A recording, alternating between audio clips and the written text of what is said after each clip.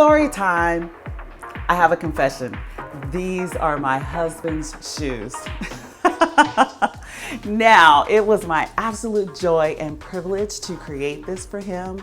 However, I will admit that as we've been married for 29 years, it took a while for me to be okay with the amount of shoe boxes that gets delivered to our home.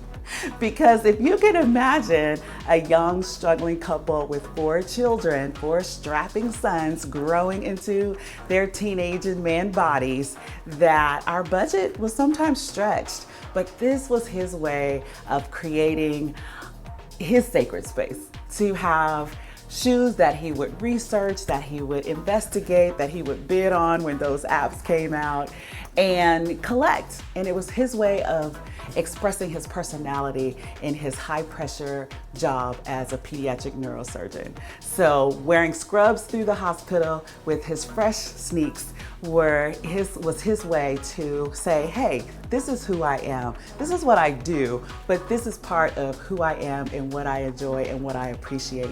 So now, after all these years, I understand that and I welcome that, and I have turned into a tad bit of a sneakerhead myself, not to this level, but I have a couple pairs that I really adore.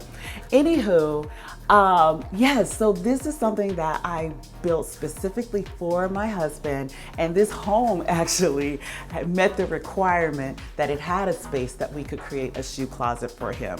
Of the multiple homes that we looked at and the 3 that we narrowed down to, they each had that ability.